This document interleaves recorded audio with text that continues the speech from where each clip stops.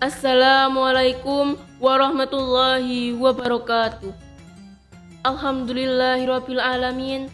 Wassalatu wassalamu ala asyrafil anbiya'i wal mursalin wa ala alihi wa ashabihi wa man tabi'ahum bi ihsani ila yaumiddin. Amma. Marilah kita senantiasa meningkatkan iman dan takwa kita. Salah satunya dengan selalu mensyukuri nikmat Allah Subhanahu wa taala serta menggunakannya untuk amal ibadah dan kebaikan. Tak lupa, sholawat serta salam semoga tetap tercurahkan pada Nabi Agung Muhammad SAW, keluarga, sahabat, dan para pengikutnya yang senantiasa beristiqomah. Jamaah yang dirahmati Allah Subhanahu wa taala, pada kesempatan kali ini saya akan membawakan sebuah kultum dengan tema hal-hal yang dapat mengurangi atau menghilangkan pahala puasa. Dalam tinjauan fikih, puasa dibahas dari tinjauan keabsahan cara syariat yang meliputi syarat, fardu atau rukun, sunnah, dan hal-hal yang membatalkan puasa. Lebih dari itu, kita juga perlu mengetahui dan berupaya mengamalkan hal-hal yang bisa merusak kualitas. Puasa Ramadan harus menjadi sebuah momentum untuk meninggalkan maksiat dan menambah ketakwaan. Hal itu tidak lepas dari hadis Rasulullah SAW. Kaming shaimin laisa lahu min qiyamihi illal ju'i wal at. Artinya, betapa banyak orang yang berpuasa, namun dia tidak mendapatkan sesuatu dari puasanya, kecuali rasa lapar dan dahaga. Hadis riwayat An-Nasai.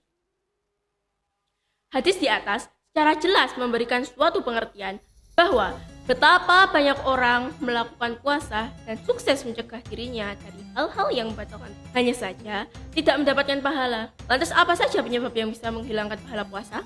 Dalam kitab Al-Fawaidul Muhtaroh li Saliki Tarikil Akhirah, Habib Zain bin Smith memberikan 3 penafsiran terkait hadis ini.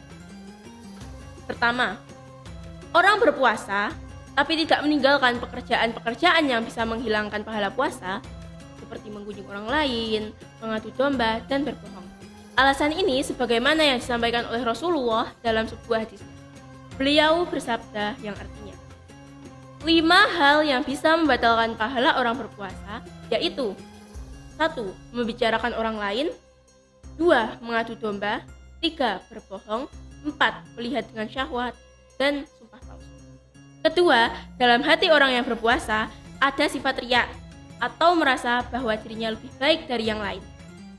Ini juga dapat menghilangkan pahala puasa. Untuk poin ini, Habib Zain bin Smith menyampaikan suatu hikayat. Pada suatu hari, ada seseorang yang menghadiri majelis Syekh Abdul Qadir Al-Jailani. Kemudian dihidangkan di hadapannya suatu makanan. Syekh Abdul Qadir berkata, "Makanlah."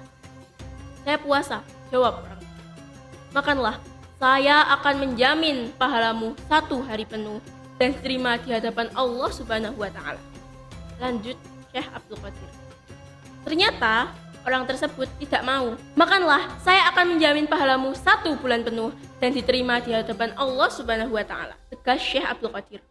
Namun, lagi-lagi orang tersebut tidak mau. Syekh Abdul Qadir kembali mengatakan, "Makanlah, saya akan menjamin pahalamu 1 tahun penuh dan diterima di hadapan Allah Subhanahu wa taala."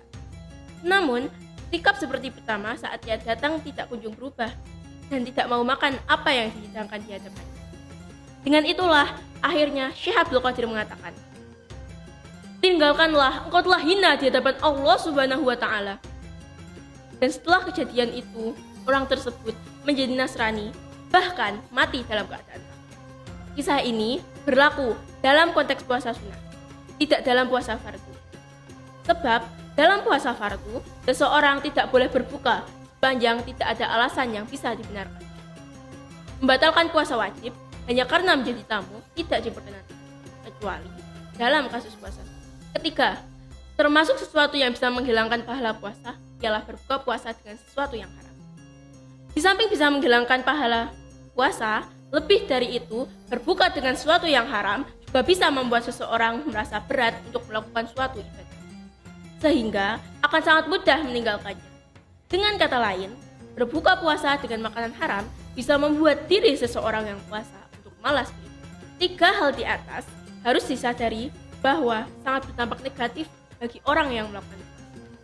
Karena jika tetap melakukannya, orang yang berpuasa hanya bisa melakukan puasa tanpa mendapatkan pahalanya. Jika ada salah kata, saya mohon maaf. Saya akhiri. Wabillahi taufiq wal hidayah. Wassalamualaikum warahmatullahi wabarakatuh.